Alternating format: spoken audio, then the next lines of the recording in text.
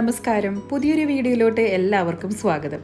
ഇന്നത്തെ റെസിപ്പി വളരെ എളുപ്പത്തിൽ തയ്യാറാക്കാൻ പറ്റുന്ന ഒരു സ്നാക്കിൻ്റെ റെസിപ്പിയാണ്. വളരെ ടേസ്റ്റി ആയിട്ടുള്ള ഈ സ്നാക്ക് എങ്ങനെയാണ് ഉണ്ടാക്കുന്നതെന്ന് നോക്കാം. ഇത് നമുക്ക് ഈവനിങ് സ്നാക്കായിട്ടും അതുപോലെ ബ്രേക്ക്ഫാസ്റ്റ് ആയിട്ടും ഉപയോഗിക്കാവുന്നതാണ് കേട്ടോ. ഇതിനായിട്ട് ആദ്യം വേണ്ടത് ദോശമാവാണ്. ഞാനിവിടെ 2 കപ്പ് ദോശമാവ് എടുത്തിട്ടുണ്ട്. ഇനി ഇതിലോട്ട് കുറച്ച് വെജിറ്റബിൾസ് ചേർത്ത് കൊടുക്കണം. അതിനായിട്ട് ആദ്യം ചേർത്ത് കൊടുക്കുന്നത് ക്യാരറ്റാണ്. ഒരു ക്യാരറ്റിൻ്റെ പകുതി ഇതുപോലെ പൊടിയായിട്ട് അരിഞ്ഞതാണ്, അത് ചേർത്ത് കൊടുക്കുക. പിന്നെ ഇതിലോട്ട് ചേർത്ത് കൊടുക്കുന്നത് ക്യാപ്സിക്കം ആണ്. നമ്മുടെ കയ്യിൽ ഏത് കളറാണ് ഉള്ളതെന്ന് വെച്ചാൽ അത് ചേർത്ത് കൊടുക്കുക. ഞാനിപ്പോൾ യെല്ലോ കളറും റെഡ് കളറും ചേർത്ത് കൊടുക്കുന്നുണ്ട്.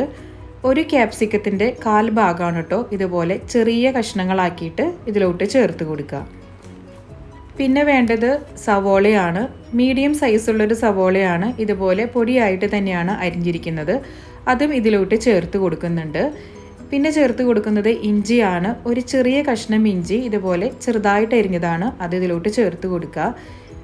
ഒരു പച്ചമുളക് ചേർത്ത് കൊടുക്കുന്നുണ്ട്. നമ്മുടെ എരിവിനനുസരിച്ച് ഇതിൽ മാറ്റങ്ങൾ വരുത്താവുന്നതാണ്.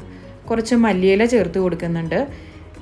കുറച്ച് കറിവേപ്പിലയും കൂടിയും ഇതുപോലെ ചെറുതായിട്ട് ഞാനൊന്ന് അരിഞ്ഞതാണ് കേട്ടോ, എന്നിട്ടും അതിലോട്ട് ചേർത്ത് കൊടുക്കുന്നുണ്ട്. പിന്നെ വേണ്ടത് ചില്ലി ഫ്ലേക്സ് ആണ്. ആവശ്യത്തിന് ഉപ്പും കൂടി ചേർത്തിട്ട് ഇതൊന്ന് നന്നായിട്ട് മിക്സ് ചെയ്തെടുക്കുക.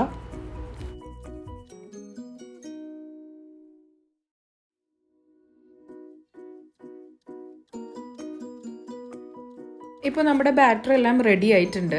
കുറച്ച് ലൂസ് ആയതുകൊണ്ട് ഞാൻ ഇതിലോട്ട് 2 ടേബിൾ ടീസ്പൂൺ അരിപ്പൊടി ചേർത്ത് കൊടുക്കുന്നുണ്ട്. ഏത് അരിപ്പൊടി വേണമെങ്കിലും ചേർത്ത് കൊടുക്കാം. ഞാനിവിടെ അപ്പത്തിന് ഉപയോഗിക്കുന്ന അരിപ്പൊടിയാണ് ചേർത്ത് കൊടുത്തിരിക്കുന്നത്. എന്നിട്ട് ഇത് നന്നായിട്ടൊന്ന് മിക്സ് ചെയ്തിട്ട് യോജിപ്പിച്ചെടുക്കണം.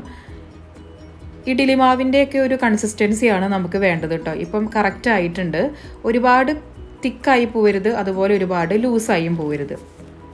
ഇനി എണ്ണ ചൂടാക്കിയിട്ട് നമുക്കിതൊന്ന് ഫ്രൈ ചെയ്തെടുക്കണം. എണ്ണ നന്നായി ചൂടായതിന് ശേഷം മാവ് ഒഴിച്ചു കൊടുക്കുക. അതിനുശേഷം മീഡിയം ഫ്ലെയിമിൽ വെച്ചിട്ട് വേണം ഇതൊന്ന് കുക്ക് ചെയ്തെടുക്കാനായിട്ട്. ഒരു ലൈറ്റ് ഗോൾഡൻ ബ്രൗൺ കളറാകുന്നത് വരെ ഇതൊന്ന് ഫ്രൈ ചെയ്തെടുക്കണം. ഹൈ ഫ്ലെയിമിൽ വെക്കരുത് കേട്ടോ. ഹൈ ഫ്ലെയിമിൽ വെക്കുകയാണെങ്കിൽ പുറമേ എല്ലാം നന്നായിട്ട് കളറ് മാറി വരും, പക്ഷേ ഉള്ളു വേകാതെ വരും. അതുകൊണ്ട് എപ്പോഴും മീഡിയം ഫ്ലെയിമിലിട്ട് തന്നെ കുക്ക് ചെയ്തെടുക്കാം. നമ്മളെപ്പോഴും കുട്ടികൾക്ക് ദോശ അല്ലെങ്കിൽ ഇഡ്ഡലിയൊക്കെ അല്ലേ ഉണ്ടാക്കി കൊടുക്കാറ്. എപ്പോഴെങ്കിലും ഇതുപോലെ വെജിറ്റബിൾസ് ഒക്കെ ചേർത്തിട്ട് ഫ്രൈ ചെയ്ത് കൊടുക്കുകയാണെങ്കിൽ മക്കൾക്കൊക്കെ നന്നായിട്ട് ഇഷ്ടപ്പെടും കേട്ടോ. ഇത് ആദ്യമായിട്ടാണ് നിങ്ങൾ ഈ ചാനൽ കാണുന്നതെങ്കിൽ ഒന്ന് സബ്സ്ക്രൈബ് ചെയ്യുക. സബ്സ്ക്രൈബ് ബട്ടൻ്റെ അടുത്തുള്ള ബെൽ ബട്ടൺ ഉണ്ട്, അതുകൊണ്ട് ക്ലിക്ക് ചെയ്യുവാണെങ്കിൽ ഓൾ എന്നുള്ള ഓപ്ഷൻ കാണാം.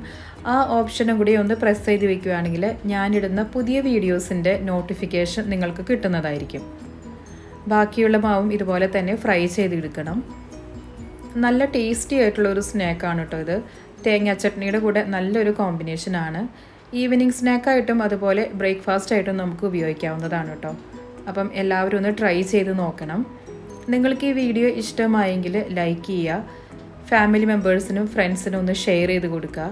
അതുപോലെ നിങ്ങളുടെ കമൻസും സജഷൻസും കമൻറ്റ് ബോക്സിൽ മെൻഷൻ ചെയ്യാൻ മറക്കരുത് കേട്ടോ. പുറമേ ക്രിസ്പിയും അകം നന്നായിട്ട് സോഫ്റ്റ് ആയിട്ടുള്ള ഒരു സ്നാക്കാണിത്. എല്ലാവരും ട്രൈ ചെയ്ത് നോക്കുക. എന്നിട്ട് ഫീഡ്ബാക്ക് അറിയിക്കാനായിട്ട് മറക്കരുത്.